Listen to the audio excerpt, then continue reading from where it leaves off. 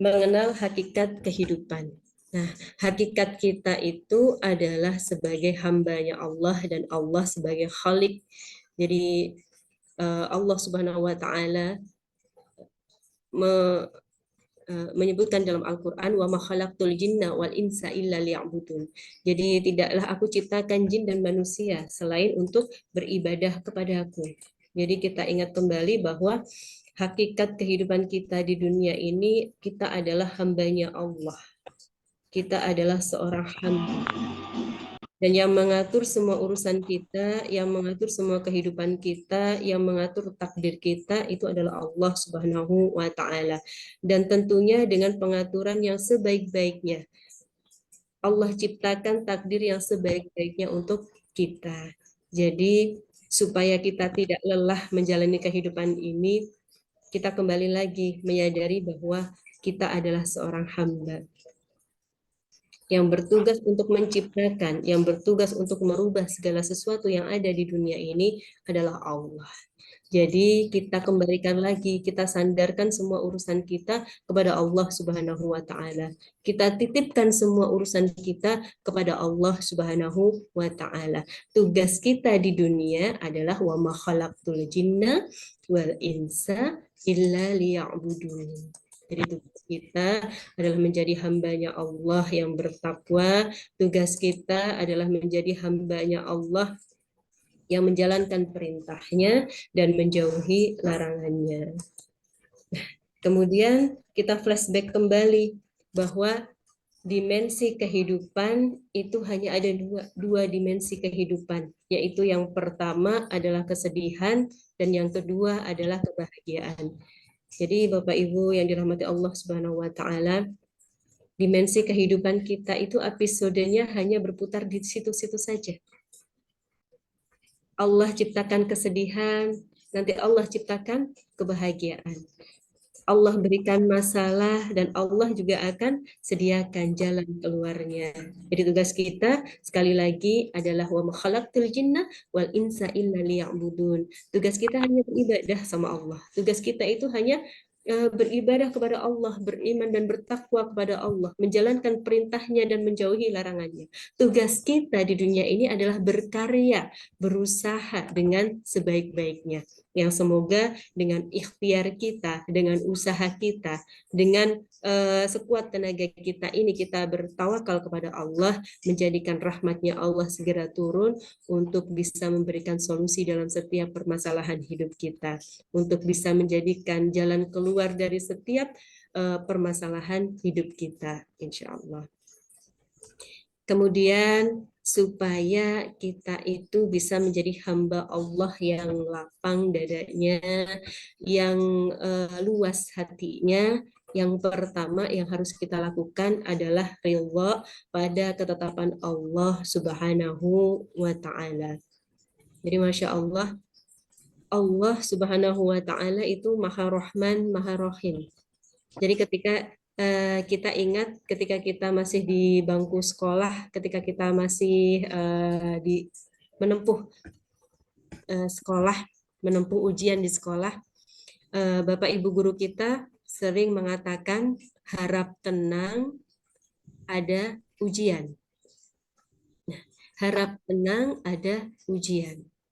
Dan kemudian kata-kata selanjutnya ketika kita sudah selesai, yang boleh selesai, yang sudah selesai boleh pulang. Masya Allah. Jadi ternyata ada makna yang luar biasa di balik kata-kata yang singkat ini. Jadi sejatinya kehidupan kita di dunia ini adalah sebuah sekolah, sebuah madrasah, madrasah yang terlama dan terpanjang, di mana kita menjalaninya itu dari semenjak kita dilahirkan ke dunia ini sampai kita nanti dipanggil oleh Allah Subhanahu wa Ta'ala. Dan selama kita masih di sekolah dunia ini, kita akan terus Allah hadirkan ujian-ujian. Bukan karena Allah tidak sayang, tetapi justru karena Allah sayang. Karena Allah mencintai kita. Karena Allah ingin melihat kita masih bersujud. Allah masih ingin dengar doa-doa kita. Allah masih ingin dengar munajat kita. Allah masih ingin melihat tawakalnya kita. Karena Allah mencintai kita, Bapak Ibu. Karena kalimat selanjutnya, jika selesai boleh pulang. Artinya apa? Jika kita sudah tidak mendapatkan ujian lagi, jika ujian hidup kita ini memang sudah selesai, kata Allah, kembalilah kepadaku. Jika selesai boleh pulang. Terkadang kita dalam kehidupan ini sering melupakan bahwa ujian yang Allah berikan ini adalah bentuk kasih sayangnya Allah. Kita sering berdoa kepada Allah, ya Allah, tolong jangan kasih saya ujian lagi. Saya sudah tidak kuat lagi, ya Allah.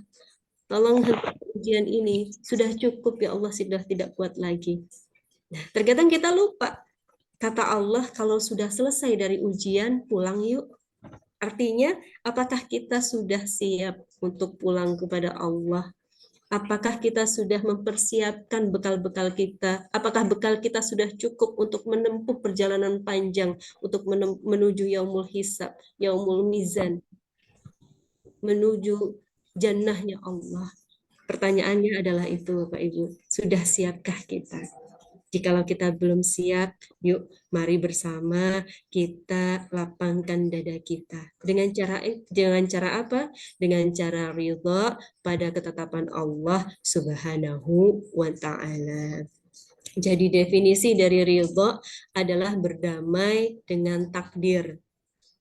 Ridha itu artinya kita menerima, kita berdamai dengan takdir yang sudah Allah tuliskan di Lauhul Mahfuz. Ridho artinya kita puas dengan pengaturan Allah Subhanahu wa Ta'ala. Karena Masya Allah, Allah itu maha kuasa di atas segalanya. Allah itu maha sempurna penciptaannya. Betapa tidak Bapak Ibu, kita diberikan tubuh yang begitu lengkap, begitu kompleks sistem-sistemnya. Kita diberikan mata, kita diberikan telinga, kita diberikan panca indera, kita diberikan otak, diberikan seluruh fasilitas-fasilitas tubuh kita. Tanpa kita tahu apa saja nama-namanya, tanpa kita tahu sel apa saja yang ada dalam tubuh kita. Kita hanya kita tanpa tahu semua itu, tapi semua itu bisa berfungsi dengan sempurna. Masya Allah. Dan semua itu siapa yang mengatur? Tentunya adalah Allah Subhanahu wa Ta'ala. Jadi jika tubuh kita yang rumit sekali sistemnya, ini saja Allah yang mengatur, Allah yang ngurusin, apa iya takdir kita itu Allah nggak ngurusin? Apa iya takdir kita itu Allah tidak mengaturnya? Jadi kalau tubuh kita saja bisa dengan mudah Allah atur, Allah urusi dari sekecil apapun yang bergerak dalam tubuh kita, maka Masya Allah, diri kita itu maha sempurna pengaturannya oleh Allah Subhanahu wa Ta'ala. Jadi ini hal pertama dan hal yang utama yang harus kita tanamkan dan kita hujamkan dalam hati kita, bahwa ridho pada apapun ketetapan Allah Subhanahu wa Ta'ala. Karena ketetapan Allah adalah yang terbaik. Kemudian selanjutnya kita pahami rumus fitrah kehidupan. Supaya hati kita lapang, supaya hati kita itu tidak sempit, kita pahami ini Bapak Ibu, bahwa sejatinya fitrahnya kehidupan seorang manusia itu semuanya pasti diuji. Semua yang hidup di dunia ini pasti diuji. Tidak ada satu orang pun yang luput dari ujiannya Allah jika masih berstatus sebagai manusia di muka bumi ini. Ujian itu macam-macam bentuknya. Ada ujian dalam bentuk kesulitan, ada ujian dalam bentuk kebahagiaan, ada ujian dalam bentuk kesempitan rezeki, atau ujian dalam bentuk kelebihan rezeki yang namanya istidraj, yang dengan kelebihan rezeki itu bisa menjadikannya lupa dengan Allah Subhanahu wa Ta'ala, yang menjadikannya semakin sibuk dengan dunia sehingga tertutup hatinya, tertutup pintu hatinya untuk bersujud kepada Allah Subhanahu wa Ta'ala. Rumus fitrah kehidupan manusia pada dasarnya semua manusia pasti akan diuji. Ini ada dalam Quran surat Al-Baqarah ayat 214. Mohon izin, apakah terlihat slide-nya Bapak Ibu?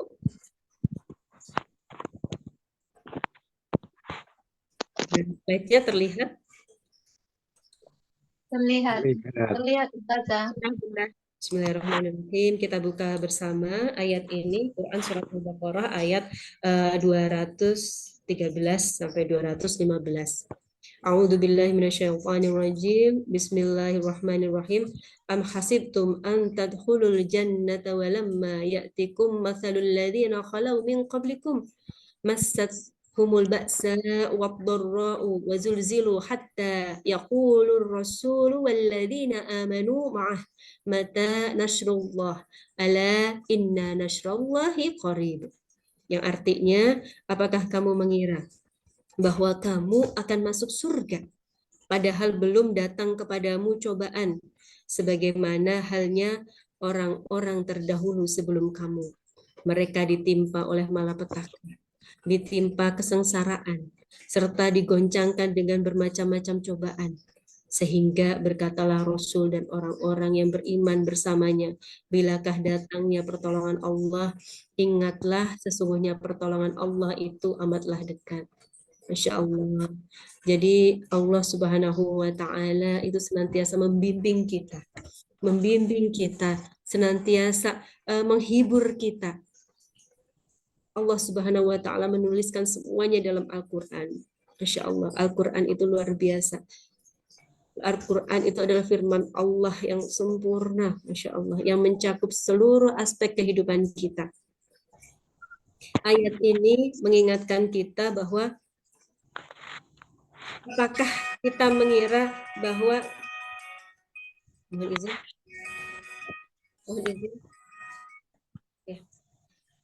apakah kita mengira bahwa kita akan masuk surga padahal kita belum diuji sama Allah? Seseorang dikatakan sabar apabila telah lulus dari ujian. Kalau belum pernah diuji, bagaimana seseorang itu bisa dikatakan sabar? Jadi seperti itu. Jadi Allah Subhanahu wa Ta'ala akan menguji kita dengan beberapa ujian. Bisa dengan malapetaka, kesengsaraan, berbagai macam zilzal, goncangan, dan lain sebagainya. Kembali lagi, itu untuk menguji kita, apakah kita termasuk pada hambanya Allah yang bertakwa. Nah, kemudian yang kedua, ujian itu selalu sesuai sama takarannya. Jadi tidak ada ujian yang tidak sesuai sama kemampuannya manusia. Masya Allah. Dalam Quran surat Al-Baqarah ayat 286, A'udzu billahi minasyaitonir rajim. Bismillahirrahmanirrahim. La yukallifullahu nafsan illa wus'aha. Laha ma kasabat wa 'alaiha ma iktasabat. Rabbana la tu'akhidna in nasina aw akhtana. Rabbana wa la tahmil 'alaina isran kama hamaltahu 'alal ladzina min qablina. Rabbana wa la tuhammilna ma la taqata lana bihi wa'fu 'anna waghfir lana warhamna anta maulana fansyurna 'alal qaumil kafirin. Yang artinya Allah tidak akan membebani seseorang, melainkan sesuai dengan kesanggupannya. Ia mendapatkan pahala dari kebajikan yang diusahakannya, dan ia mendapatkan siksa dari kejahatan yang dikerjakannya. Mereka berdoa, ya Tuhan kami, janganlah Engkau hukum kami jika kami lupa atau kami tersalah.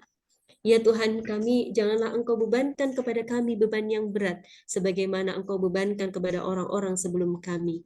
Ya Tuhan kami, janganlah Engkau pikulkan kepada kami apa yang tak sanggup kami memikulnya. Beri maaflah kami, ampunilah kami, dan rahmatilah kami. Engkaulah penolong kami, maka tolonglah kami terhadap kaum yang kafir. Masya Allah. Jadi ini janjinya Allah.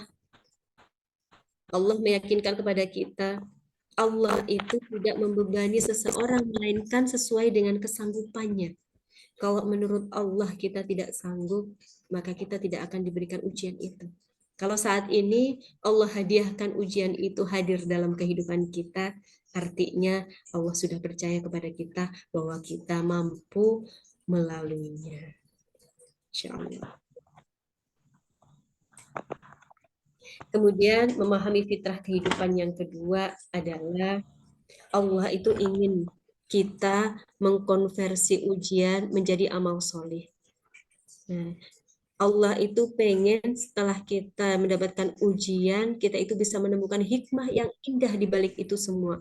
Yaitu Allah ingin kita mendapatkan pahala yang makomnya paling tinggi. Pahala sebaik-baik pahala. Yaitu apa Bapak Ibu? Yaitu pahala sabar, pahala ridha, pahala yang makomnya paling tinggi, yaitu pahala ridha atas semua ketetapan Allah, pahala sabar atas semua yang sudah Allah ciptakan dalam kehidupan kita, pahala ikhlas atas semua yang sudah Allah hadiahkan dalam kehidupan kita. Alhamdulillah ala kulli hal. Apakah itu suatu kesenangan, kesedihan, ataupun itu juga suatu musibah, ataupun juga itu suatu nikmat, semuanya itu adalah bentuk dari cintanya Allah Subhanahu wa taala.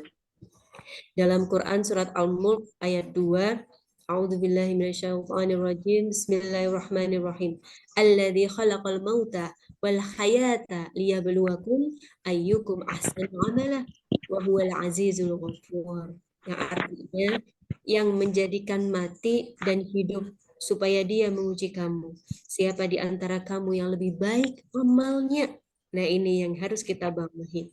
Maksudnya Allah ingin mengkonversi kita mengkonversikan ujiannya menjadi amal solih. Siapa di antara kamu yang lebih baik amalnya? Dan dia maha perkasa lagi maha pengampun. Masya Allah. Jadi Allah itu maha rahman, maha rahim, maha baik penciptaannya, maha baik takdirnya. Dan kita Allah berikan kesempatan untuk mendapatkan pahala, makom pahala yang tertinggi, yaitu pahala sabar, pahala ridha. Kemudian ada kaidah kehidupan. Ada kaidah kehidupan, pola kehidupan yang diajarkan oleh Nabi Musa alaihissalam. Jadi Nabi Musa alaihissalam mengajarkan doa yang indah untuk kita. Jadi polanya kehidupan itu ternyata ada di surat Quran surat Toha ayat 25 sampai 28. Kita baca bersama Bapak Ibu. A'udzubillahi minasyaitonirrajim. Bismillahirrahmanirrahim. Rabbis shrahli sodri. Yang pertama. Wa yasirli amri. Yang kedua. Wahlul 'uqdatam min lisani yafqahul qawli. Masya Allah, ternyata polanya kehidupan itu ini. Yang pertama, Rabbis shrahli sodri. Ya Rob, lapangkanlah untukku dadaku, kata Nabi Musa. Kenapa Nabi Musa meminta untuk dilapangkan dulu dadanya? Bukan ya Allah berilah aku nikmat, ya Allah berilah aku karunia, ya Allah mudahkanlah urusanku, ya Allah berilah aku yang terbaik. Yang pertama, Nabi Musa mengajarkan kepada kita untuk minta ya Rob, Rabbis shrahli sadri. Lapangkan dulu dadaku. Lapangkanlah dadaku untukku. Ternyata kuncinya kehidupan ini polanya adalah yang pertama adalah lapang dada dulu. Nah, kemudian setelah lapang dada, wa yasirli amri, dan mudahkanlah urusanku. Mudahkanlah untukku urusanku. Ternyata itu Bapak Ibu. Kuncinya polanya kehidupan itu. Yang pertama, lapang dulu dada kita. Terima dulu, ridho dulu dengan apa yang sudah Allah berikan dalam kehidupan kita. Ridho dulu dengan apa yang sudah Allah hadiahkan dalam kehidupan kita. Baru setelah kita ridho, setelah hati kita lapang, hati kita luas, hati kita menerima dengan bahagia apapun ketetapannya Allah, maka selanjutnya janjinya Allah akan mudahkan urusan-urusan kita. Baik urusan dunia maupun urusan akhirat kita. Masya Allah. Jadi luar biasanya Allah itu menciptakan pola kehidupan ini. Menciptakan tubuh kita, menciptakan diri kita, dan menciptakan apapun yang hadir dalam kehidupan kita. Semuanya ini Allah yang ngatur. Jadi ketika sudah ingat sama ini semua, ingat bahwa kita ini adalah seorang hamba. Kita ini hanyalah hambanya Allah. Tugas kita hanyalah wa ma khalaqtul jinna wa insa illa liya'budun. Ibadah aja sama Allah. Tugasnya kita itu adalah bertakwa aja sama Allah. Ikhtiarkan yang terbaik, tapi tetap tautkan semuanya itu kepada Allah Subhanahu wa Ta'ala. Tetap titipkan urusan kita kepada yang Maha memiliki, yang Maha mengatur. Jika Allah yang sudah mengaturnya, jika Allah yang sudah menakdirkan semua itu untuk kita, maka mudahlah urusan-urusan kita. Wa yassirli amri. Baru pola yang ketiga adalah wahlul 'uqdatam min lisani yafqahul qauli. Jadi setelah hati kita lapang, Bapak Ibu, Allah akan mudahkan urusan-urusan kita.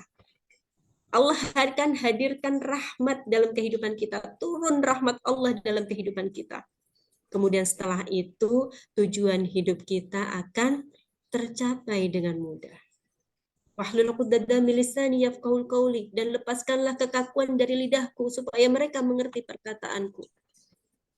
Itu tujuannya Nabi Musa dalam doa ini adalah supaya Fir'aun itu bisa mengerti, supaya Fir'aun itu bisa didakwahi, supaya Fir'aun itu bisa bertaubat, supaya Fir'aun itu bisa kembali kepada Allah dan berhenti berbuat zalim.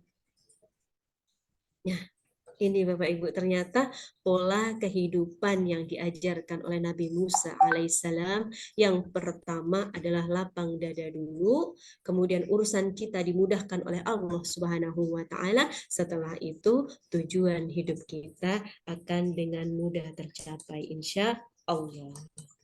Nah, kemudian selanjutnya, nah ini adalah the power of lapang dada. Jadi lapang dada ini Masya Allah bisa seperti magnet. Jadi lapang dada itu bisa menjadi magnet kebaikan. Lapang dada itu bisa menjadi magnet rahmatnya Allah datang dalam kehidupan kita. Nah, rahmat Allah itu datang dalam bentuk apa Bapak Ibu? Banyak sekali. Contohnya membuka peluang. Lapang dada akan membuka peluang. Kita bisa melihat case-case di sekitar kita, kita pahami, kita sering melihat contoh orang-orang yang hatinya lapang, orang-orang yang hatinya ikhlas, orang-orang yang hatinya itu ridho pada ketetapan Allah, yang hatinya itu qalbun salim, Masya Allah, hidupnya itu tenang, kemudian rizkinya lancar, orang yang baik ibadahnya, tenang hatinya, ridho hatinya, banyak peluang-peluang usaha. Karena semuanya itu Allah yang ngatur. Kita kembalikan lagi kepada Allah. Kita usahakan tawakal semaksimal mungkin, tetapi tetap kita tautkan semuanya ke Allah. Ya Rob, Engkau yang Maha memberi rezeki. Hamba yakin Engkau akan memberikan peluang usaha untuk kami semua. Hamba yakin Engkau yang memiliki rizki, ya Allah, Engkau akan hadirkan rizki-rizki yang halal untuk keluarga kami.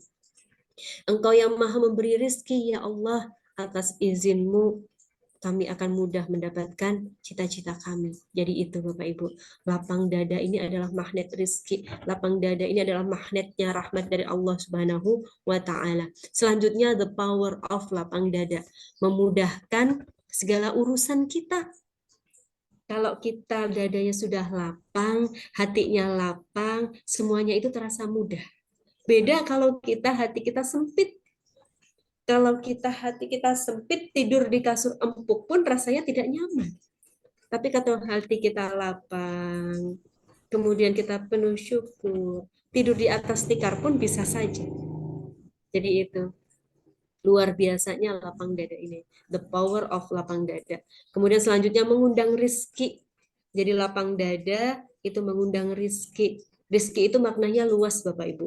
Bisa rizki kesehatan, kesehatan, bisa rizki panjang umur, bisa rizki dimudahkan segala urusan, dimudahkan cita-cita, bisa rizki mempunyai anak-anak yang soleh, bisa rizki dipertemukan dengan circle dan teman-teman yang baik yang senantiasa mengingatkan pada kebaikan, bisa rizki mendapatkan hati yang lapang, bisa rizki mendapatkan hati yang bahagia. Nah itu, ternyata Masya Allah, the power of lapang dada. Kemudian menarik keuntungan. Jadi seseorang yang lapang dada itu akan mengundang rezeki, membuka peluang, memudahkan semua urusan-urusan dunia dan akhiratnya, sehingga apa? Bisa menarik keuntungan. Seseorang yang lapang dada insya Allah akan beruntung. Beruntung di dunia dan juga beruntung di akhirat. Mendapatkan pahala yang tertinggi, yaitu pahala ridha. Mendapatkan pahala yang tertinggi, yaitu pahala sabar. Kemudian pola hubungannya. Pola hubungannya lapang dada dengan dada sempit atau sempit dada. Jadi kalau lapang dada ini in harmony and blessing each other. Jadi pola hubungan dengan orang lainnya itu bekerja sama dan saling menyayangi. Orang yang hatinya lapang ketika bertemu dengan orang lain itu bawaannya itu pengen menolong, bawaannya pengen menyapa. Kalau bertemu dengan orang lain itu pola hubungannya itu bekerja sama, tolong menolong, murah senyum, dan lain sebagainya. Jadi lapang dada ini akan menjadikan seseorang itu menjadi humble. Seseorang itu menjadi banyak teman, seseorang itu bisa menjadi banyak saudara. Ketika seseorang banyak teman, banyak saudara, banyak silaturahim, otomatis akan menghadirkan banyak rezeki, banyak rahmatnya Allah hadir dalam kehidupannya. Jadi luar biasa. The power of lapang dada. Nah, kemudian sempit dada. Nah, ini yang bahaya Bapak Ibu. Sempit dada. Sempit dada ini pola hubungannya bagaimana? Conquering and winning against other. Pola hubungan dengan orang lain itu penuh persaingan dan berusaha mengalahkan orang lain. Jadi orang yang hatinya sempit, yang dadanya sempit itu jika ketemu sama orang, bawaannya itu saingan. Bawaannya itu nggak suka. Bawaannya itu suuzon. Bawaannya itu pengen mengalahkan. Misalkan ada seseorang yang sempit dadanya, tetangganya baru beli kulkas 1 pintu. Karena sempit dadanya, dia pengen mengalahkan. Ah, besok saya beli kulkas 2 pintu, misalkan. Misalkan ada tetangganya beli mobil Ayla. Ah, besok saya mau beli mobil Pajero, misalkan. Nah ini, jadi dalam hatinya itu selalu panas, dalam hatinya itu selalu sempit, pengen selalu bersaing, pengen selalu mengalahkan orang lain. Masya Allah, na'udzubillah min dzalik. Jadi ini membuat kita menjadi lelah, membuat seseorang itu tidak merasakan bahagia walaupun sejatinya dia punya banyak harta. Karena seseorang yang sempit dada ini tidak pernah merasa cukup, tidak pernah merasa puas dengan apa yang sudah Allah anugerahkan dalam hidupnya. Baik, dikarenakan sudah jam 9, sampai jam berapa Bapak Ibu mohon izin? 10. Jam 10, Masya Allah. Baik, tetap semangat ya Bapak Ibu. Bismillah, semoga mujahadah kita malam ini bisa menjadi hujah kita kelak di yaumul hisab, bahwa kita pengen kembali kepada Allah dengan qalbun salim, insya Allah. Baik. Amin. Kemudian hidup bukan perbandingan. Nah ini, supaya kita itu bisa lapang dada, supaya hati kita itu nggak sempit, kita harus pahami poin-poin ini. Yang pertama, hidup itu bukan perbandingan. Karena apa? Karena yang pertama, medan juang setiap orang itu berbeda-beda. Medan juangnya setiap orang itu berbeda-beda. Seseorang itu punya lingkungan masing-masing. Seseorang itu berada di kehidupannya masing-masing. Tidak bisa kita membandingkan kehidupan kita dengan kehidupan orang lain. Karena medan juang hidupnya kita itu berbeda. Misalkan kita dilahirkan di lingkungan orang tua yang mungkin kekurangan, sedangkan orang lain dihadirkan, dilahirkan di lingkungan orang tua yang berkelimpahan rezeki, misalkan. Medan juangnya akan beda. Jadi kita tidak perlu minder, kita tidak perlu bersedih hati, karena cirinya orang yang bertakwa adalah la khaufun alaihim walahum yahzanun. Jadi tidak akan galau, tidak akan sedih, tidak akan bersedih hati. la khaufun 'alaihim wa lahum yahzanun. Kita percaya bahwa apa yang sudah Allah hadiahkan dalam hidup kita itulah yang terbaik. Medan juang yang saat ini Allah kasihkan dalam kehidupan kita, ini adalah medan juang yang terbaik untuk kita.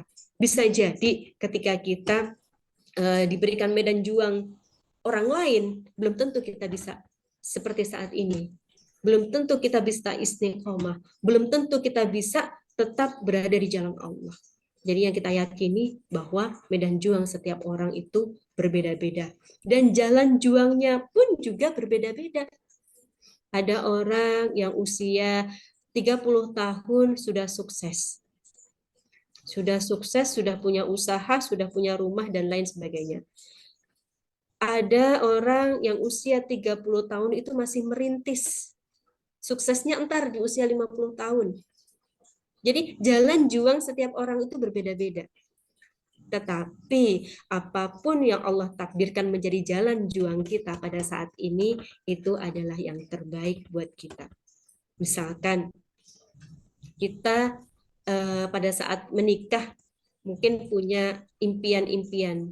Pada saat sebelum menikah mungkin kita punya cita-cita. Pada saat sebelum menikah mungkin kita punya keinginan untuk berkarir dan lain sebagainya.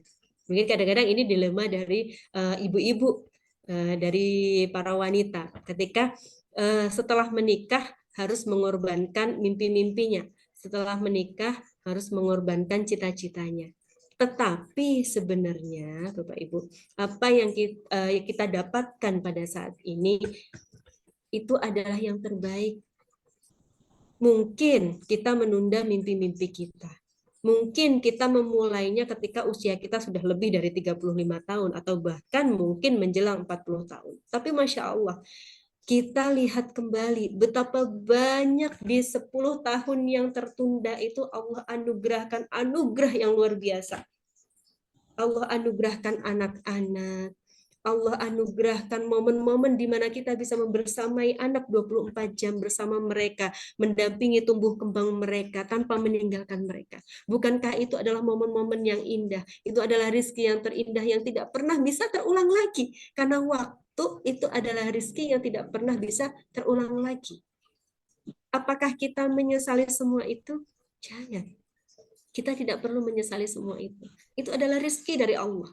Rezekinya kita mungkin memulai karir di usia mungkin 35 tahun, 36 tahun, atau bahkan mungkin mau menjelang 40 tahun. Tidak masalah.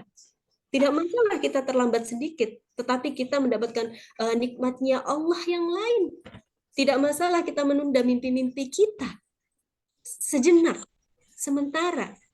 Tetapi kita mendapatkan kesempatan untuk membangun mimpi bersama. Membangun mimpi kita bersama keluarga, membangun mimpi kita bersama anak-anak, membangun mimpi kita bersama suami. So, tetaplah berlapang dada, tetaplah bahagia dan ridha menerima takdir dan apapun yang Allah takdirkan dalam hidup kita. Yang ketiga, berlombalah dengan amal soleh dan dengan diri sendiri. Jadi kita itu orientasinya kalau untuk dunia, jangan melihat ke atas. Kalau untuk urusan dunia, kita jangan melihat ke atas. Kita syukuri apa yang Allah berikan saat ini karena itu adalah yang terbaik. Kalau untuk urusan akhirat, kita boleh melihat ke atas. Artinya, kita berlomba-lomba, fastabiqul khairat. Berlomba-lomba dengan amal soleh, berlomba-lomba dengan kebaikan. Kalau si Fulan bisa sholat tahajud setiap malam, kenapa saya tidak? Karena si Fulan dan saya sama-sama manusia, sama-sama Allah berikan fasilitas yang sama, sama-sama Allah berikan waktu yang sama. Si Fulan bisa sholat tahajud, kenapa saya tidak? Si Fulan bisa istiqomah sholat duha, kenapa saya tidak? Jadi kira-kira seperti itu Bapak Ibu. Kalau untuk urusan akhirat, lihatlah ke atas sebagai support, sebagai semangat kita untuk bisa beramal soleh lebih banyak. Nah, tapi untuk urusan dunia, kita lihat lagi ke bawah kita. Banyak sekali orang-orang yang jauh lebih menderita dari kita. Kita lihat saudara-saudara kita di Gaza. Kita lihat saudara-saudara kita di Palestina. Kurang menderita apa mereka? Tapi Masya Allah, keimanan mereka luar biasa. Masya Allah, yang keluar dari lisan-lisan mulia mereka adalah hasbunallah wa ni'mal wakil, ni'mal maula wa ni'man nasyir. La khaufun 'alaihim wa lahum yahzanun.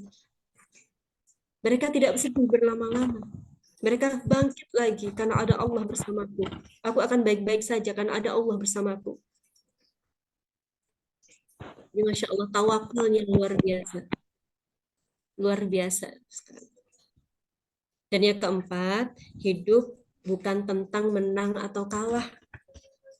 Jadi sebenarnya Bapak Ibu, hidup itu bukan tentang menang atau kalah, tetapi tentang apakah kita bisa bahagia, kita bisa menerima apa yang Allah takdirkan untuk kita. Kita tidak perlu membandingkan diri kita dengan orang lain. Kita di usia 35 masih merintis usaha, orang lain di usia 35 sudah menjadi direktur misalkan. Apakah kita kalah dari beliau? Tidak perlu merasa kalah, karena hidup bukan tentang menang atau kalah.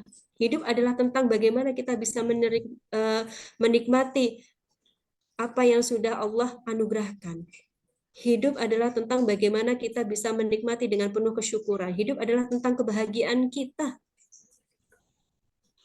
Hidup kita adalah tentang diri kita. Bagaimana kita bisa bahagia dengan apa yang Allah berikan. Sekeras apapun kita memikirkan kenapa orang itu bisa sukses, kenapa aku tidak, itu akan semakin menyiksa kita. Jadi hidup itu bukan tentang menang atau kalah. Maka kita sebagai orang beriman, kita itu dilarang insecure. Kita itu nggak boleh sedih dengan takdirnya Allah yang Allah hadiahkan dalam hidup kita. Karena sedihnya orang beriman itu adalah sesuatu yang sangat dicintai oleh setan. Jadi setan itu paling suka dengan sedihnya orang beriman. Karena apa? Karena kesedihan itu mencabut rasa syukur. Kesedihan itu melemahkan iman. Kesedihan itu melemahkan langkah. Kesedihan itu membuat kita malas untuk berjuang. Jadi itu, sedihnya orang beriman adalah sesuatu yang paling disukai oleh setan. Makanya jangan sampai kita membuat setan itu bertepuk tangan. Baik, mohon izin agak cepat saja Bapak Ibu. Jadi ini adalah langkah-langkah atau cara bagaimana kita itu bisa menjadi orang yang lapang dada. Orang yang lapang dada itu punya mental yang kuat. Orang yang lapang dada itu punya mental uninsultable. Artinya orang yang lapang dada itu susah untuk dibikin sedih.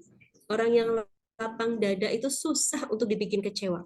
Karena apa? Karena ada Allah dalam hatinya. Ada keyakinan yang besar bahwa Allah bersamaku. Allah memberikan yang terbaik untukku. Allah mencintaiku. Kalau sudah Allah yang mencintai kita, sudah Allah yang membersamai kita, sudah Allah yang menolong kita, maka tidak ada satupun makhluk di muka bumi ini yang bisa mencelakai kita.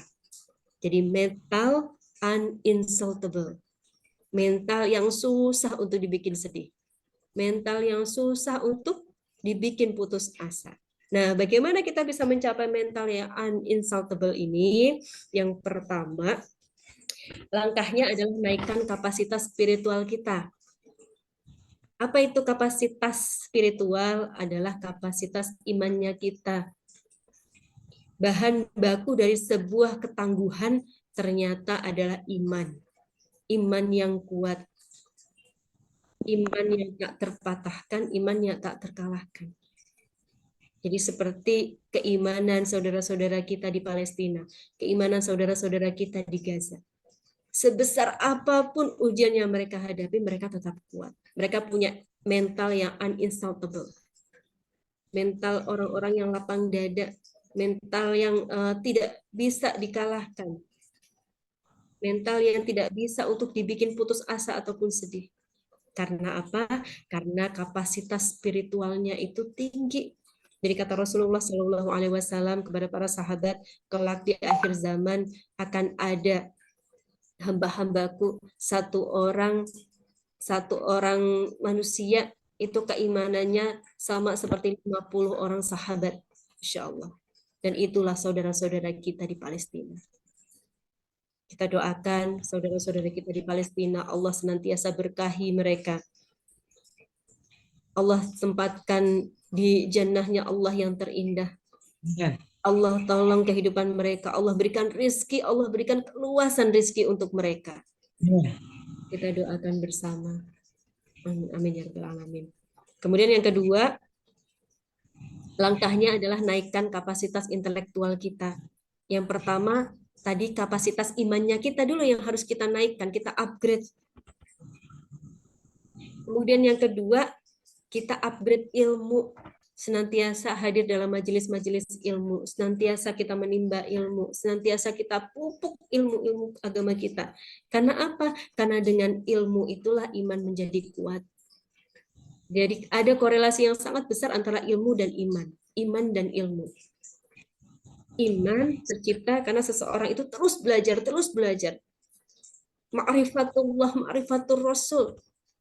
Belajar terus mendekatkan diri kita kepada Allah, membesarkan ihtisab kita kepada Allah Subhanahu wa taala. Jadi ini langkah-langkahnya. Yang pertama adalah naikkan kapasitas spiritual kita, yang kedua adalah naikkan kapasitas intelektual kita. Baik. Kemudian sebenarnya berdamai itu artinya menerima. Yang hancur itu sebenarnya bukan diri kita, melainkan mimpinya kita. Yang hancur itu sebenarnya bukan hati, tapi melainkan ekspektasi kita. Jadi terkadang yang bikin kita lelah itu kita mempunyai mimpi dan ekspektasi yang jauh beda dengan apa yang Allah berikan dan kita tidak bisa menerima itu. Terkadang manusia akan sampai di satu titik di mana tidak sesuai dengan keinginannya dan pengen banget merubah titik itu menjadi sebuah tanda tanya besar. Why ya Allah? Why me? Kenapa harus saya? Padahal kata Allah, aku memberikan ini adalah yang terbaik untukmu. Supaya engkau mendapatkan makom pahala yang tertinggi, yaitu pahala sabar. Tetapi terkadang kita tidak bisa melihat hikmah yang indah itu dalam sebuah perjalanan ujian. Nah, kemudian supaya kita itu mudah untuk berlapang dada, yang pertama itu kita selanjutnya forgiveness therapy. Jadi kita belajar untuk senantiasa memaafkan. Maafin semua orang yang pernah salah sama kita. Maafkan semua orang yang pernah menzalimi kita. Yakin orang-orang tersebut hadir dalam kehidupan kita itu bukan untuk membuat kita menjadi rugi, bukan untuk menjadikan kita itu menjadi terluka. Tetapi satu hal yang kita yakini bahwa segala sesuatu yang tidak mengenakan yang hadir dalam kehidupan kita itu adalah hadiah dari Allah. Dan hadiah itu bisa dalam bentuk orang-orang yang mungkin melukai hati kita. Karena kata Allah, tidak ada satu rasa sakit pun, tidak ada satu rasa kecewa pun yang hadir dalam hidup seseorang kecuali itu untuk yang pertama mengampuni dosa-dosanya. Dan yang kedua menaikkan derajatnya. Jadi Allah itu kirimkan masalah-masalah itu dan orang-orang yang kadang-kadang nyebelin dalam hidup kita adalah untuk menghapus dosa-dosanya kita. Insya Allah indah sekali rencananya Allah itu. Baik, di sini ada forgiveness terapi. Jadi ada terapi untuk kita gampang memaafkan seseorang. Yang pertama itu memaafkan itu sebenarnya bukan berarti melupakan. Karena kalau melupakan itu berkaitan dengan penurunan fungsi kognitif otak. Jadi ketika kita itu berdoa sama Allah pengen ngelupain sesuatu, berarti ada salah satu mungkin komponen otak kita yang rusak sehingga kita tidak bisa mengingat memori itu. Nah, di sini memaafkan bukan berarti melupakan, karena semakin kuat kita pengen melupakan segala sesuatu, maka kita akan semakin tersiksa, karena kita akan semakin ingat. Nah, yang harus kita lakukan adalah berdamai dengan takdir. Kita maafkan, ya Allah, si fulan pernah menyakiti hamba. Tapi saya yakin si fulan ini hadir dalam kehidupan hamba untuk menghapus dosa-dosanya hamba. Terima kasih ya Allah. Dan tolong bimbinglah hamba untuk bisa menjadi hamba-Mu yang semakin berlapang dada. Yang semoga itu bisa menghadirkan rahmat-Mu untuk bisa menghadirkan bahagia yang jauh lebih besar untuk hidup hamba. Nah ini. Yang kedua, memaafkan tidak harus memberitahukan. Nah ini kalau kita maafin orang, ya kita maafkan dalam hati, gitu. Kalau misalnya sekiranya orang itu sudah lupa, ya nggak apa-apa, kita nggak usah kasih tahu lagi. Yang penting kita sudah memaafkan dalam hati kita. Nah, memaafkan adalah untuk kenyamanan diri kita. Kalau kita memaafkan orang lain, maka kita akan mendapatkan makom yang mulia di hadapan Allah Subhanahu wa Ta'ala. Jadi ketika kita memaafkan orang lain, kita itu mulia Bapak Ibu di hadapan Allah.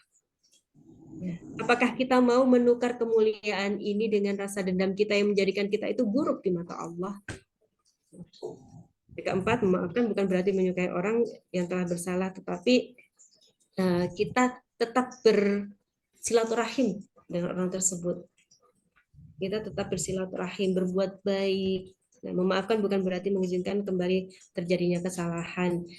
Sesuatu yang itu buruk menurut agama, mungkin pernah dilakukan oleh anak kita, mungkin orang terdekat kita, kita maafkan, tetapi tetap kita wajib untuk menasihati bahwa itu adalah sesuatu yang dibenci oleh Allah Subhanahu wa Ta'ala. Nah, kemudian ini dalam Quran surat An-Nur, nanti mungkin kita bisa baca bersama Bapak Ibu. Mohon izin kita percepat karena keterbatasan waktu, yang artinya, dan janganlah orang-orang yang mempunyai kelebihan dan kelapangan di antara kamu bersumpah bahwa mereka tidak akan memberi bantuan kepada kaum kerabatnya, orang-orang yang miskin dan orang-orang yang berhijrah di jalan Allah, dan hendaklah mereka memaafkan dan berlapang dada. Yang diperintahnya Allah, kita itu disuruh memaafkan dan berlapang dada, nggak boleh dendam. Kata Allah, apakah kamu tidak ingin bahwa Allah mengampunimu? Dan Allah Maha Pengampun lagi Maha Penyayang. Jadi ini Allah mengingatkan kita, selalu mengingatkan kita. Kita itu nggak boleh dendam.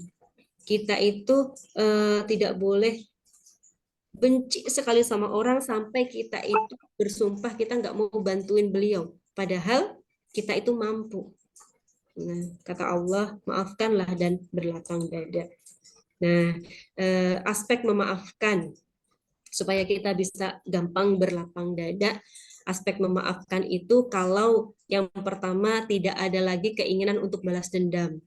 Jadi udah nggak ada lagi tuh keinginan untuk balas dendam, pengen Allah balas dia.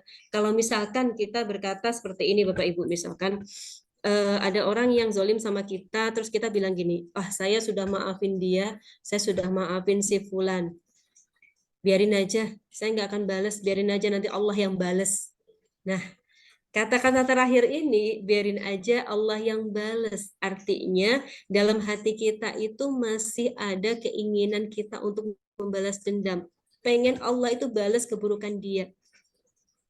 Nah itu. Sedangkan aspek memaafkan, aspek yang bisa membuat hati kita lapang adalah sudah tidak ada lagi keinginan untuk balas dendam. Benar-benar ridha, ya Allah, saya ridha, saya maafkan si fulan. Ya Allah, doakan, ganti doa kita tadi dengan doa yang baik. Ya Allah, tolong berikanlah rizki untuk si fulan. Mungkin selama ini dia julid sama kami karena rizkinya kurang. Ya, misalkan seperti itu. Tolong berikanlah rizki hidayah untuk si fulan. Engkau yang maha menggenggam hati, ya Allah, ya muqallibal qulub, sabit qalbi ala dinik. Engkau yang maha menggenggam hati, ya Allah, tolong berikanlah keteguhan hati dalam iman untuk si fulan sehingga dia bisa menjadi orang yang soleh. Nah itu. Bukankah doa yang baik akan kembali kepada kita? Ketika kita mendoakan baik saudara kita, maka malaikat akan berbalik untuk mendoakan kita dengan doa yang sama. Ketika kita yang mendoakan malaikat, kira-kira akan diijabah atau enggak Bapak Ibu? Akan diijabah. Nah itu. Jadi luar biasanya the power of lapang dada, seseorang yang berlapang dada itu akan dimudahkan segala urusannya. Karena apa? Malaikat saja doain dia. Gitu. Kalau malaikat saja sudah doain, apa iya nggak dikabul sama Allah? Sedangkan malaikat itu adalah makhluknya Allah, ciptaan Allah yang tidak pernah melakukan dosa. Nah ini. Yang kedua, aspek dari memaafkan itu ketika tidak lagi menghindari atau menjaga jarak. Jadi kalau kita pernah kesel sama orang, kalau kita bilang kita sudah memaafkan, saya sudah memaafkan si fulan.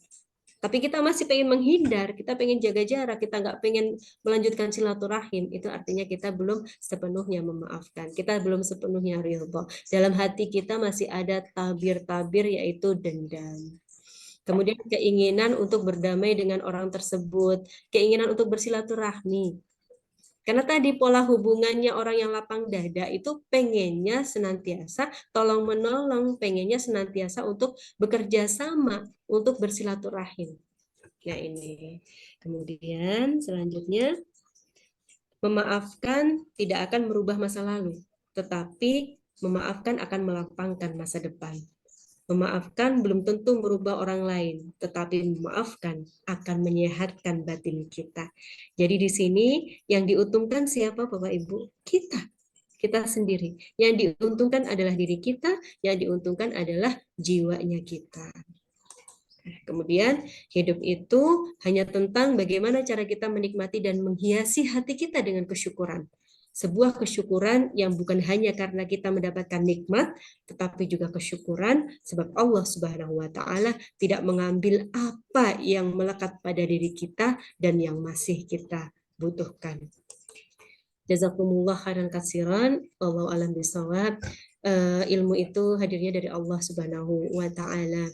Jika ada kebaikan itu datangnya dari Allah Subhanahu wa taala, jika ada kata-kata yang kurang berkenan ataupun kekhilafan itu hadirnya dari diri saya pribadi dan saya mohon dibukakan pintu maaf yang seluas-luasnya. Akhirul kalam, wabillahi taufiq wal hidayah. Wassalamualaikum warahmatullahi wabarakatuh. Waalaikumsalam warahmatullahi wabarakatuh. Terima kasih kepada Bunda Najijah yang telah memaparkan materi pada malam hari ini. Kita beranjak pada acara selanjutnya, itu adalah tanya jawab. Bisa langsung ditanyakan di link Zoom ini atau lewat chat. Silakan kawan-kawan. Ada yang mau menanyakan apa yang disampaikan oleh Ustazah Bunda Najijah malam ini? Silakan. Ayo, Bapak Sidik biasanya nih. Ada Pak Sidik, ada Kang Budiman. Silakan. Apa yang mau ditanyakan? Lanjut. Boleh. Kang Budiman silakan. Lanjut, nyimak. Oh, nyimak. Kang Sidik gimana? Kang udah paham. Alhamdulillah. Berarti kalau udah paham jelas berarti penyampaian dari Bunda Aziza ini ya. Soalnya biasanya suka bertanya ini Kang Budiman nih. Ada Kang Sidik biasanya suka bertanya nih. Tapi alhamdulillah ada Kang Arif, mungkin Kang Arif. Silakan. Ini ada LPKMCE Garut. Siapa ini? Ada Ibu Nirtini. Ada Ibu Yuti. Ada Saya, Ibu Nini. Pak, Silakan Bu Yuti. ya, ini Pak, kalau misalkan kita itu sudah tahu ya intinya bahwa segalanya itu pasti tidak akan apa-apa karena Allah yang semua makhluk itu kan Allah Maha Tahu. Jadi kita kekuatannya itu sebenarnya intinya apa supaya kita yakin dan nggak mikir lagi gitu bahwa semuanya itu sudah diatur gitu. Oke, silakan saja. Baik, Masya Allah, tabarakallah, jazakumullah khairan katsiran kepada Bunda. Mohon izin? Iya, Masya Allah. Terima kasih atas pertanyaannya. Bismillahirrahmanirrahim. Saya mencoba menjawab, Bunda, supaya kita kuat keyakinan kita kepada Allah Subhanahu wa Ta'ala. Apa bahan bakunya kekuatan kita, kekuatan ihtisab kita? Apa bahan bakunya kekuatan lapang dadanya kita? Bahan baku utamanya adalah iman. Kuatnya iman kita. Bagaimana supaya kita kuat iman kita? Nah, ini ada di pembahasan sebelumnya, 10 suplemen hati, Quran Surat Al-Muzammil ayat 1 sampai 10. Nanti insya Allah bisa dibaca bersama, Bapak Ibu mungkin di rumah. Quran Surat Al-Muzammil ayat 1 sampai 10 itu bagaimana supaya kita bisa menguatkan hati kita, supaya kita bisa menguatkan jiwa kita, supaya besar penghambaan kita kepada Allah Subhanahu wa taala, supaya hati kita itu selalu ada ruhnya, nggak pernah kosong gitu. Yang pertama, kita itu ya ayyuhal muzammil qumil laila illa qalil. Kita Allah perintahkan untuk bangun malam, untuk melaksanakan qiyamul lail. Karena apa? Nah, karena Masya Allah di sepertiga malam itu Allah datang, Allah langsung mengabulkan doa-doa dari hambanya yang memohon dengan tulus, memohon dengan kesungguhan. Jadi kita ketika berada di sepertiga malam bersama Allah dan kita sujud, itu Masya Allah begitu dekat.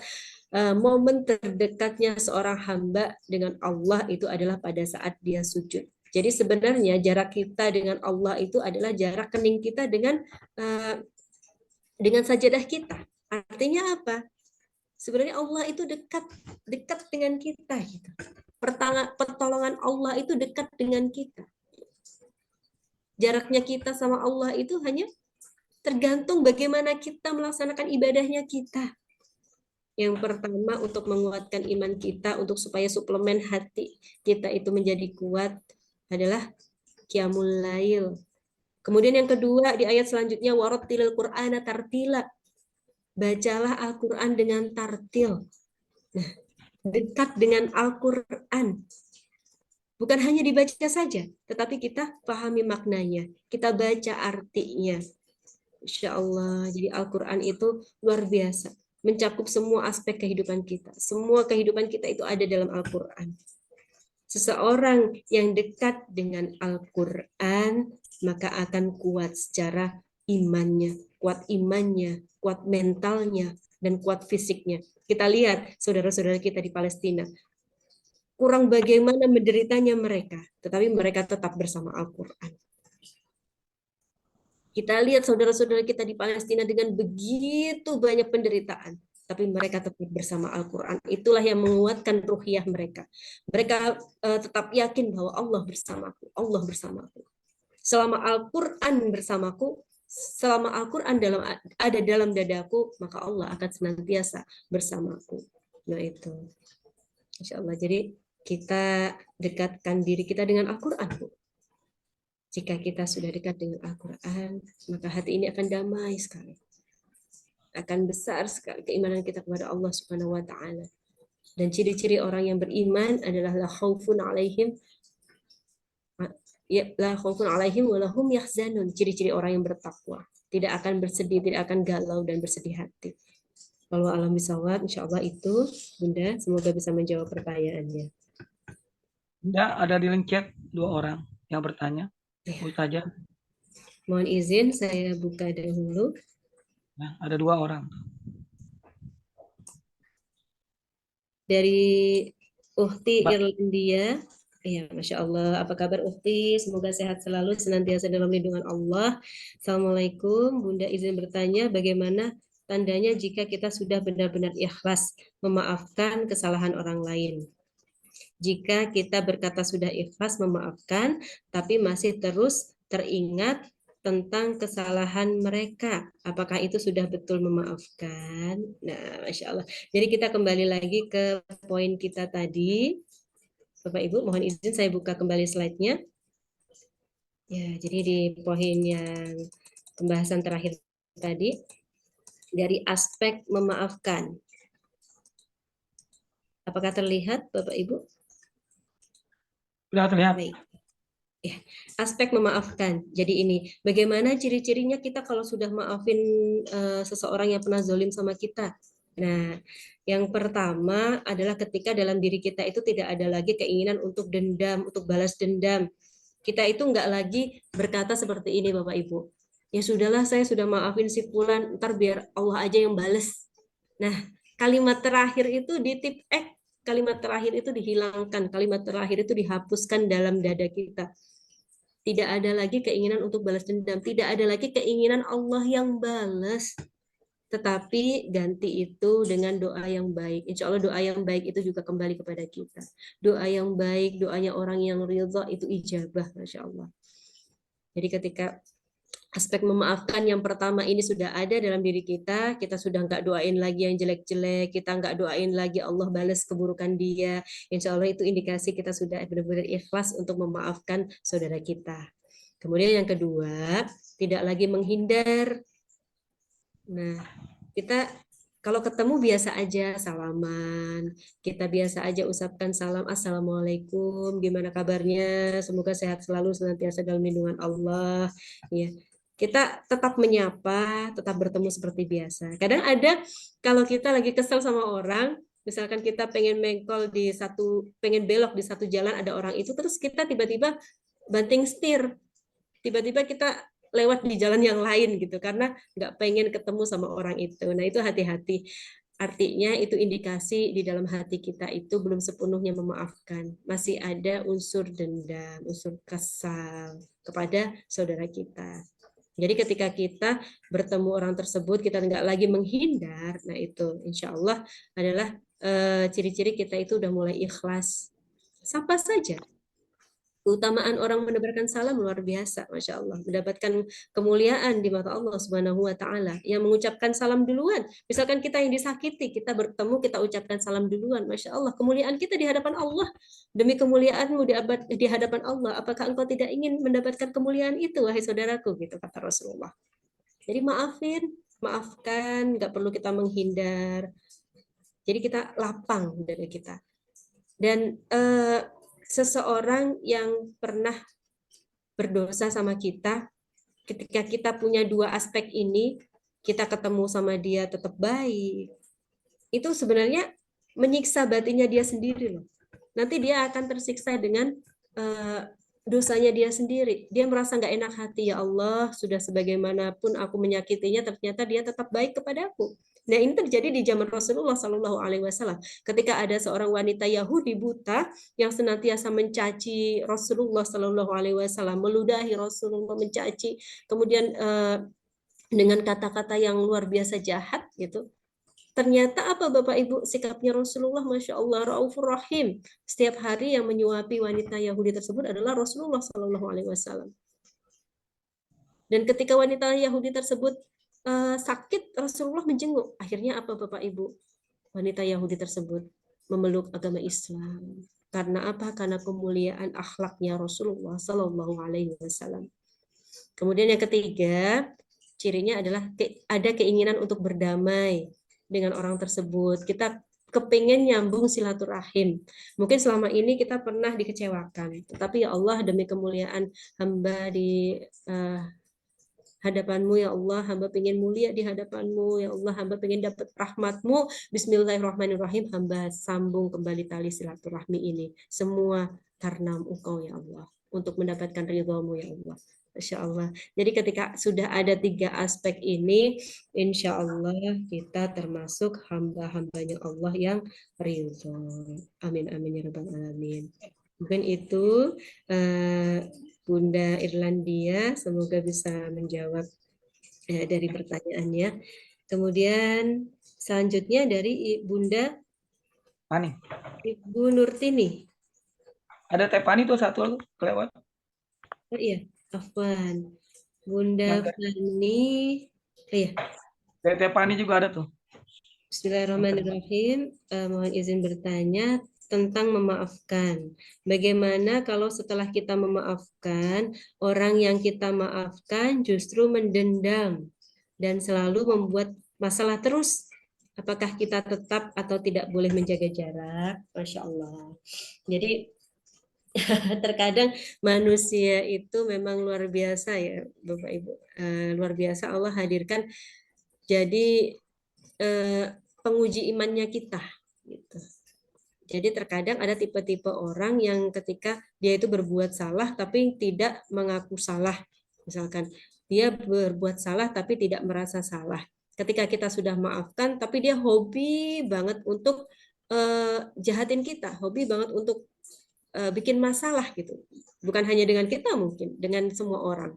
Artinya sebenarnya Bapak Ibu, tipe orang yang seperti ini sebenarnya dalam hatinya itu dia punya luka batin sesuatu yang belum selesai dengan dirinya sendiri. Sebenarnya dia tuh punya satu urusan yang belum selesai dengan dirinya sendiri.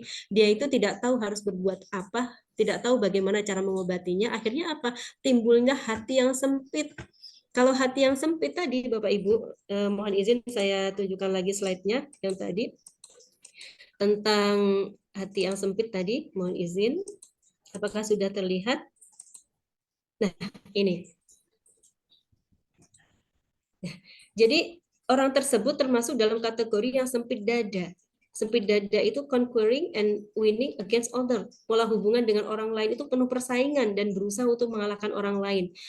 Pengennya orang yang sempit dada itu selalu mengusik kehidupan orang lain. Pengennya jadi troublemaker. Nah, ini adalah indikasi dari orang-orang yang sempit dada. Orang-orang yang sebenarnya batinnya itu lagi ada trouble, batinnya itu lagi ada masalah. Yang dia itu nggak bahagia sebenarnya dengan kehidupannya sendiri. Akhirnya apa? Akhirnya dia pengen melampiaskan ketidakbahagiaan dengan kehidupannya sendiri itu kepada orang lain. Pengen orang lain itu juga tidak bahagia seperti dirinya. Nah, itu sebenarnya itu tujuannya. Nah, bagaimana langkah kita untuk menghadapi orang seperti ini? Nah, ini kita kebalikannya, menjadi pribadi yang lapang dada. Bagaimana pribadi yang lapang dada itu? Work in harmony and blessing each other. Pola hubungan dengan orang lain itu bekerja sama dan saling menyayangi. Karena apa? Karena ada keyakinan yang besar dalam hati kita bahwa Allah itu menciptakan kita hidup di dunia ini wa ma khalaqtul jinna wal insa illa liya'budun, untuk ibadah aja sama Allah. Kita baik sama beliau yang tadi berbuat zalim sama kita, yang sempit dadanya pengen kita juga susah seperti dia.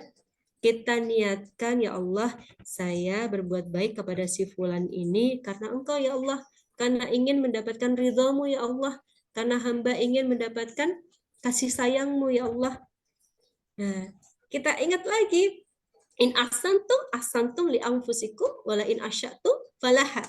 Jadi perbuatan baik itu, seseorang yang melakukan kebaikan itu kebaikannya akan balik ke dirinya sendiri. Begitupun juga dengan seseorang yang melakukan keburukan, akan kembali kepada dirinya sendiri. Yang rugi di sini siapa Bapak Ibu? Yang rugi adalah yang berbuat zalim, yang sempit dadanya, yang pengen kerjaannya mencelakakan orang lain, yang pengen orang lain itu menderita seperti dia. Dia akan dihisap dengan perbuatannya sendiri. Jadi di dunia dia sempit dada, di dunia dia menderita karena dadanya sempit, di akhirat dia menderita karena harus mempertanggungjawabkan apa yang sudah dia lakukan di dunia.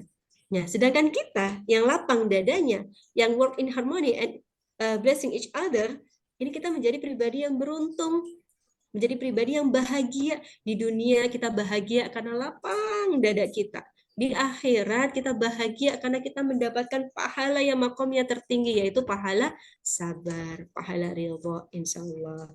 Nah, semoga bisa menjawab pertanyaan dari Bunda Fani. Yang ketiga. Baik, bismillahirrahmanirrahim. Mohon izin dari Bunda yang ketiga, Nurtini. dari Bunda siapa, Bu? Nurtini. Bunda Nurtini. Bunda Nurtini. Mohon izin, mungkin barangkali bisa dibantu untuk Assalamualaikum Ustazah. Nurtini Ustazah. Bunda Nurtini Ustazah. Iya, ahlan wa sahlan Bunda Nurtini. Assalamualaikum. Semoga sehat selalu, senantiasa dalam lindungan Allah Subhanahu wa taala. Terima kasih Ustazah. Amin. Amin rabbal alamin. Terima kasih Ustazah. Ya, silakan Bunda pertanyaannya. Gitu Bun, Ustazah, kalau kita silaturahim tapi ujung-ujungnya banyak tidak baiknya Ustazah daripada yang baiknya. Oh, Insya Allah. Ya, Bu. Ya. Oh, ini sudah ketemu Bunda. Assalamualaikum. Bagaimana kalau kita silaturahmi tapi lebih banyak mendatangkan keburukan daripada kebaikan? Padahal itu tidak kita inginkan sama sekali. Ya, alhamdulillah. Jazakumullah khairan katsiran, Bapak Ibu Bunda Nurtini atas pertanyaannya. Bismillah. Jika berkenan Bapak Ibu, kita ambil mushaf kita sebentar ya Bapak Ibu, karena ini berkenaan dengan tafsir salah satu ayat dalam Quran surat Al-Muzammil. Iya, silakan Ustazah. Bapak Ibu, mungkin sudah membuka mushaf kita buka Quran surat Al-Muzammil.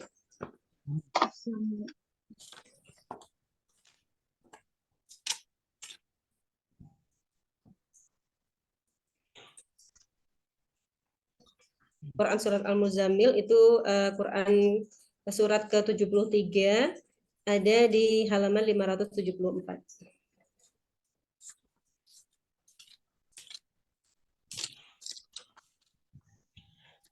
Sudah ketemu Bapak Ibu? Surat ke-73? Iya, alhamdulillah sudah Ustazah. Ya, alhamdulillah. Mohon izin kita baca bersama Bapak Ibu. Ya, tadi ini surat Quran surat Al-Muzammil ayat 1 sampai 10. Ini tentang 10 suplemen hati. Yang pertama tadi kan sudah kita bahas ya Bapak Ibu, untuk meningkatkan iman dan takwa kita, untuk menguatkan ruhiyah kita itu dengan ayat qumil laila illa qalil. Yang kedua nisfahu awin qut minhu qalil auzid alaihi warattilil qur'ana tartila. Jadi dengan qiyamul lail dan warattilil qur'ana tartila, dengan membaca Quran dengan tartil. Nah, kemudian di ayat yang ke-10, mohon izin kita baca bersama ya Bapak Ibu. Di ayat yang ke-10 sudah ketemu? Sudah Ustazah. Sudah ketemu Bapak Ibu? Sudah. Ya, alhamdulillah. A'udzubillahi minasyaitonirrajim. Bismillahirrahmanirrahim. Washbir ala ma yaquluna wahjurhum hajran jamil. Nah, ini yang harus kita garis bawahi adalah wahjurhum hajran jamila. Yang artinya, dan bersabarlah Muhammad terhadap apa yang mereka katakan dan tinggalkanlah mereka dengan cara yang baik. Nah, ini ketika kita ada di circle yang toksik, atau mungkin kita ada di tempat yang di situ itu banyak mendatangkan mudarat, mungkin ada perkumpulan arisan yang di situ banyak gosip dan lain-lain, atau mungkin beberapa tetangga yang memang suka menggosip dan lain-lain, maka kata Allah, washbir ala ma yaqulu wahjurhum hajron jamila. Dan bersabarlah terhadap apa yang mereka katakan dan tinggalkanlah dengan cara yang baik. Hajron jamila, dengan cara yang baik. Misalkan kalau kita ada di satu komunitas yang di situ arahnya sudah mulai gibah, kita mundur dengan teratur. Artinya kita pamit dengan baik-baik. Mohon izin, misalkan mohon izin saya mau jemput anak sekolah. Mohon izin saya mau ke pasar. Mohon izin saya mau misalkan saya belum memasak untuk suami saya. Nah, jadi ini kalau ada circle yang buruk, kita menarik diri tetapi dengan cara yang sopan, gitu, dengan cara yang baik, insya Allah. Semoga kita semua sama-sama terjaga dari sesuatu yang buruk yang bisa mengotori hati-hati kita. Semoga hati kita termasuk dalam qalbun salim. Semoga Allah Subhanahu wa Ta'ala memberikan kelapangan dada, yang kelapangan dada itu bisa menarik rahmat-rahmatnya Allah, bisa menyebabkan keluasan rezeki dan keluasan anugerah yang kita dapatkan. Amin amin ya rabbal alamin. Mungkin itu saja Bapak Ibu. Sepertinya pertanyaan sudah selesai ya. Ya, Syukron alhamdulillah. Ustazah, syukron Ustazah. Alhamdulillah. Alhamdulillah, jazakumullah khairan katsiran. Semoga kebersamaan kita malam ini bisa menjadikan ziyadatul khair, ziyadatul barakah insyaallah. Amin, amin, amin ya Allah. Tetap semangat Bapak Ibu dalam mengarungi apapun yang Allah hadiahkan dalam kehidupan kita, karena hidup itu hanya tentang bagaimana cara kita menikmati dan menghiasi hati kita dengan kesyukuran. Sebuah kesyukuran yang bukan hanya karena kita mendapatkan nikmat, tetapi juga kesyukuran sebab Allah Subhanahu wa Ta'ala tidak mengambil apa yang melekat pada diri kita dan apa yang masih kita butuhkan. Wallahu a'lam bishawab. Amin, amin ya Allah. Makasih, syukron Ustazah. Afwan. Alhamdulillah. Alhamdulillah. Terima kasih pada teman-teman yang sudah menyampaikan pertanyaannya. Oke, silakan Ibunda, ada closing statement-nya, silakan. Ya. Closing statement-nya ini tadi di slide terakhir. Hidup itu hanya tentang bagaimana cara kita menikmati dan menghiasi hati kita dengan kesyukuran. Sebuah kesyukuran yang bukan hanya karena kita mendapatkan nikmat, tetapi juga kesyukuran sebab Allah Subhanahu wa taala tidak mengambil apa yang melekat pada diri kita dan yang masih kita butuhkan. Maafkan seseorang yang pernah menyakiti hatimu demi kemuliaanmu di hadapan Allah Subhanahu wa taala. Oke, terima kasih Ustazah Bunda Aziza. Mungkin itu ya materi yang telah disampaikan oleh Ustazah Bunda Aziza. Semoga bermanfaat buat kita semua. Dan Allah berkati apa yang kita dapat pada malam hari ini. Kami dari tim kajian Kodam, mohon maaf apabila ada kekurangan. Dan kami berterima kasih buat Ustazah Bunda Aziza yang telah berkenan untuk memberikan materi buat kita semua dan juga rekan-rekan yang bisa hadir pada malam hari ini. Mungkin kita tutup kajian kita dengan baca hamdalah. Alhamdulillah. Dan doa kafaratul majelis. Subhanallah wa bihamdika asyhadu an la ilaha illa anta astaghfiruka wa atubu ilaik. Yang dari kami, mohon maaf segala kekurangan. Assalamualaikum warahmatullahi wabarakatuh. Waalaikumsalam warahmatullahi wabarakatuh. Mohon Syukron izin Ustazah, undur syukron Pak diri Bapak Johan. Ibu semua. Syukron. Assalamualaikum.